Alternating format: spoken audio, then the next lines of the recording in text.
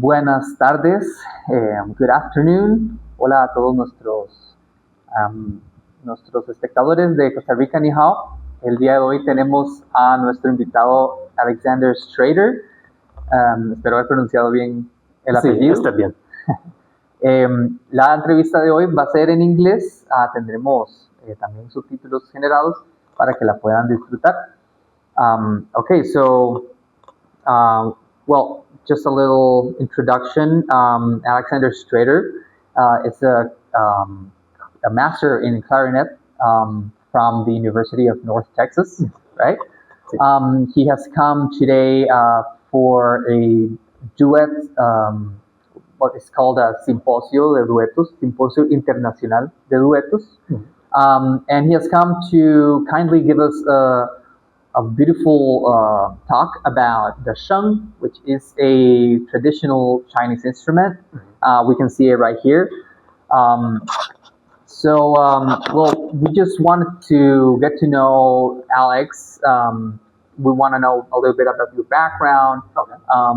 We're very interested in people that make Chinese culture, some aspect of Chinese culture, they're part of their life, right? And you certainly have with that instrument.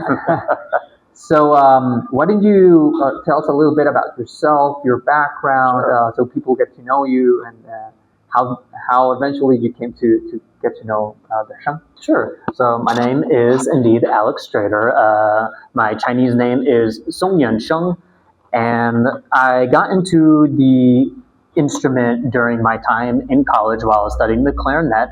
And instead of doing my music theory homework, I was on Facebook when it was still cool, and I saw a Taiwanese Sheng player named Yi Qingbi. She was playing the Super Mario Brothers theme on this. Now, while she is more known for her contemporary art, her avant-garde art on the Sheng, she did very much inspire me with this instrument.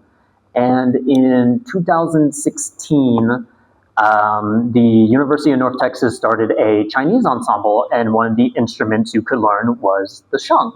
So I thought, okay, this is new, this is interesting, I would like to try to learn this.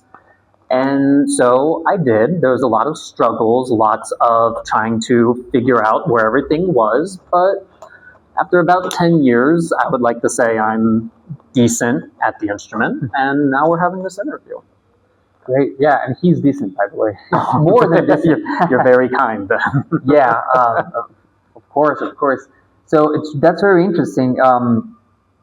At what point did you realize? Because that was kind of like exploratory, right? Like you wanted to know, okay, let's see how it goes with this instrument. Do you remember at what point did you decide to, okay, I'm gonna take this like seriously and embark on this mission of learning the Chinese instrument? This is going to be very vain. This is going to be very narcissistic. But when I started realizing that, oh, this instrument is just so much more interesting than a clarinet, just because no harm to the clarinet, of course, but there's plenty of clarinet players versus the Sheng. It's like, okay, well, that's interesting not only for me as the performer to figure out this culture in this instrument, but to the audience as well. And this instrument has provided me so many opportunities to connect with people, to travel to places like China, to Canada, to Costa Rica. And I owe so much to this instrument and the amount of joy and, for lack of a better word, cultural knowledge it has given me. So I don't think that's vain at all. Yeah, I mean, it's both personal growth, right? You wanted to grow, you wanted to do something different, which is, I think, more and more valuable these days, like not being part of the same thing as everyone else. That's so important these days. So I think it's very valuable that you decided to do something out of your comfort zone, right? And Yes. tell us a little bit about those early days. Like, how was it? Did you rehearse every week with the Chinese ensemble? How was the dynamics of those stages? So we would take a class of, like, it would be technically ethnomusicology string ensembles, subtitled Chinese ensemble. We would meet once a week, every Thursday, practice for 3 hours. But there was another amateur ensemble within the Dallas area where I'm from called the Huayun Chinese Ensemble. And we do some side-by-side concerts with the two. And so the Chinese ensemble in the early days said, okay, Huayun, here's 3 interested players, use them how you will. And so I remember that very first concert, there was a Sheng solo, a traditional Sheng, not this type of Sheng, that I had to play in one of the pieces. I forget which one it was, unfortunately. But I remember after one of the rehearsals, because it was very fast, like a lot of Chinese music is, it's like, okay, you better learn the piece, hurry up. I remember being in the parking lot of a supermarket calling the teacher of the Chinese ensemble, because I'm coming at this from a very Western clarinet, you need to do what's on the page perfectly. I remember calling her saying, I think you have the wrong player. I don't know if I can do this. And she said, no, be quiet, go play. And thankfully, this would have been about 8 years ago. That show went well. My spirits were not crushed. I'm here today talking about the Sheng, but there's a lot of challenges with that. A lot of the challenges I face now, I feel, with the Sheng, because I have been primarily self-taught on this instrument. I have had some teachers help me here and there with like I don't want to say summer camps, but summer schools, being like, okay, here's this piece of music, here's how you repair the instrument. But a lot of the, for lack of a better word, the Chinese spice with a lot of Sheng pieces, I'm still in the process of learning, to where I'm hoping not to be, oh wow, you are good for an American. I would like to be good for a Chinese, and I would like to take the instrument seriously with not only its musical values, but the cultural values and, dare I say, the spiritual values as well. And during this time, did you come closer to the Chinese community in Dallas? Oh, I would say so, yes, because now I am known as, oh hey, it's the foreigner who plays Sheng, because there's like maybe 2 Sheng players in Dallas, and one of them has given me a lesson here and there. That's so yes, not a lot of players in Texas. In places like New York, Los Angeles, with much larger Chinese communities, yes, you can hear Sheng playing, and it's very good. Wow, I can relate, because I haven't told you this, but I'm a singer. Yeah, and well, I'm a Chinese teacher in the Confucius Institute. Okay. So actually, I started singing because of the Chinese language, right? They have all this. I'm sure you know all these competitions and contests, right, and cultural activities. So I won one of those, and I got really motivated to sing like Chinese repertoire. And I kind of became like the Costa Rican guy, foreigner guy that sings Chinese stuff, right? So I can really relate, and I think it gives you like a very different perspective on how Chinese community or how it is in your own area, right? Because Chinese communities are very closed, right? Yes. To like someone that's not part of it, mainly foreigners, right? So I can really relate to that. Have you participated in like New Year's concerts or like? Usually, I'm so sorry. Go on. No, yeah, and if you can maybe share with us one that really maybe like you remember fondly, or something that changed your way of maybe looking at the Sheng. One of these experiences, maybe you can share. Right. So a lot of the Chinese New Year or Mid-Autumn festivals that we'll do is I help out a lot with the University of North Texas Chinese Ensemble still. The leader of that ensemble, Dr. Yushin Mei, wonderful friend of mine. Obviously, she got me into Chinese music. I owe her a lot. She will bring the ensemble to a lot of these types of cultural events within Dallas. And probably one of the things going into these types of very Chinese concerts that I'm sure you have experienced from coming from a Western musical background is you show up to the dress rehearsal, everything is in chaos, you have no idea how all of this is going to line up, but it always does. some way, somehow. And I only ever experienced that with Chinese music. You try to do that with Western music, show's gonna be a mess. But I suppose one of the experiences that I get, probably not from a singular experience, but just in general, is look, if you've prepared the best you can, it's gonna be okay. Don't fret about it too much. Show up, have fun, show people the culture, and everyone's gonna have a good time. So interesting. And apart from that, what differences do you find playing in a Chinese ensemble versus a like Western music, like orchestra? A lot more laid back, because while I was in China, when I was touring with the Middle Tennessee State University Chinese Ensemble, we were collaborating with Huaqiao University in Xiamen, and we pretty much made a combined Chinese orchestra. In a lot of ways, it is similar to the West, like, look at the conductor, please do what they say, play on time, and it's probably going to be okay. But with doing the more chamber groups, things are a lot more free, a lot more, okay, things get slightly off, it's not the end of the world, put it back together, and it's going to be okay, once again. More improvisatory, it's like, with the West, here's what the composer wrote, don't you dare get away from it. Yeah. Versus with China, it's like, here's your basic melody, you may adapt it, not adapt as in change, don't change the base melody, but you may ornamentate it how you see fit, or you may add harmonies, specifically of Sheng players, as you see fit, as long as it's not taking away too much from the piece. And has it been like difficult transitioning from clarinet, that's like you cannot do chords, right, in a clarinet, to the Sheng? Like is it a different kind of train of thought you have to do to make your own accompaniments or create or interpret?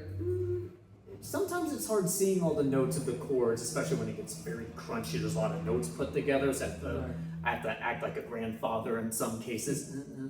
But once you get that, no, I actually find it's very liberating, because with clarinet, and I'm sure with voice as well, you have to show harmony through melody. You have your arpeggios, and you have to teach a student that, hey, this melody, you're showing this chord.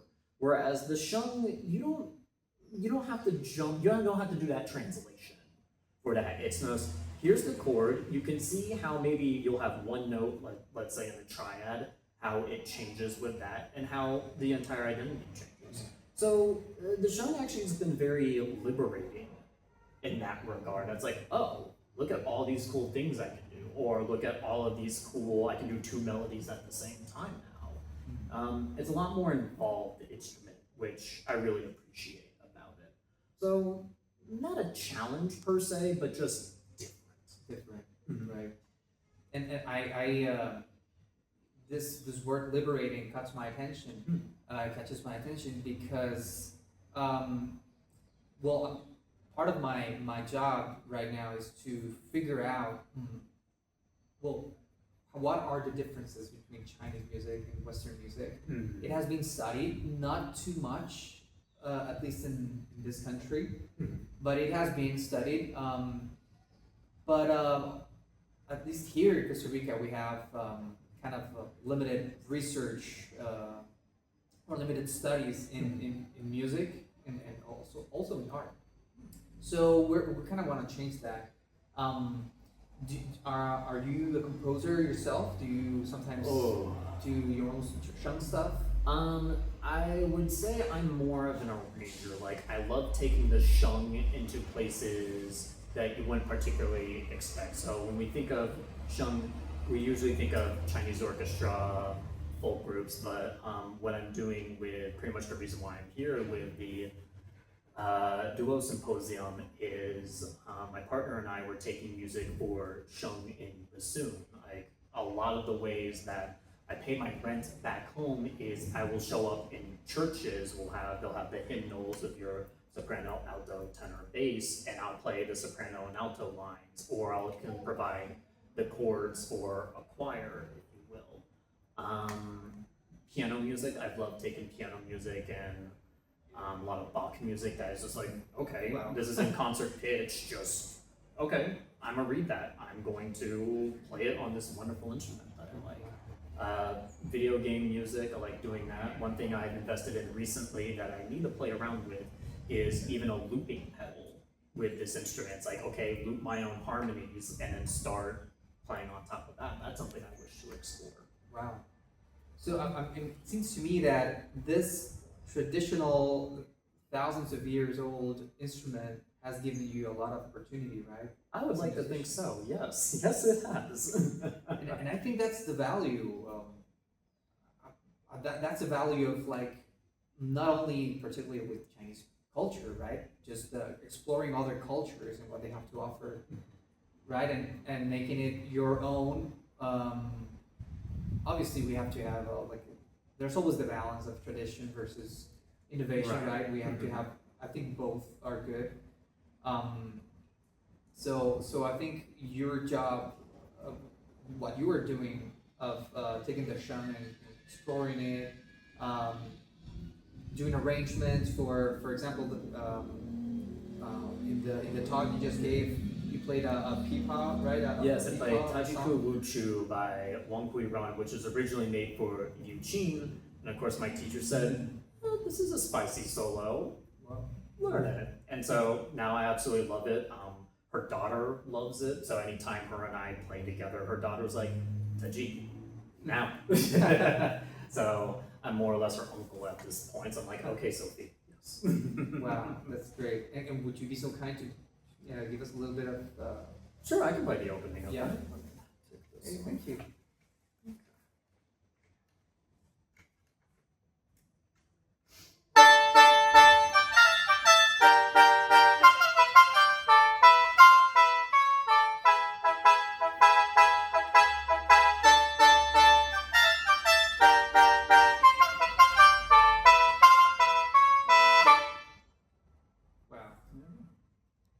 Such a unique sound, Yes. right?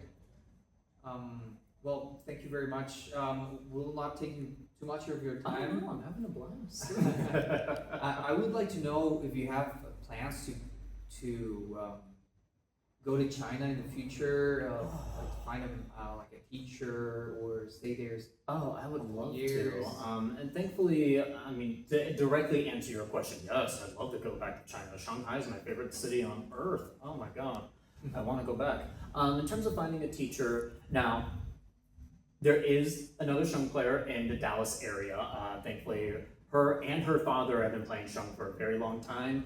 Just time as a clarinet instructor, the unfortunate reality of paying bills, getting ready for a wedding, etc. But oh no, I do wish to be taking lessons consistently with them, particularly on traditional Sheng, because a lot of my knowledge is on the reformed Shengs or key Shengs. But I feel like as a Sheng player, like you were saying earlier, you need to understand the tradition and how to push the boundaries. I'm just pushing the boundaries, so I need to understand that a little bit more. Interesting. That and Chinese lessons as well, because if and when I do go back to China, I do not want to be illiterate again. It's a wonderful place, and I want to be able to enjoy it more. Yeah, definitely. It would be. It's good just to have to know the culture a little bit better. And I think you being a musician, you would grab the gist of it just like that. Yeah. Have you taken Chinese lessons before? A little bit. Unfortunately, we had to stop just due to personal reasons with the teacher, and then also busy. I also hope to pick up lessons again, but 我是外国人，我不说汉语。 Well, but it's our job to push through that. It is. But yes, once life calms down a little bit, I do hope to restart those lessons, especially if I am going to be pivoting from clarinet to the Sheng for my career.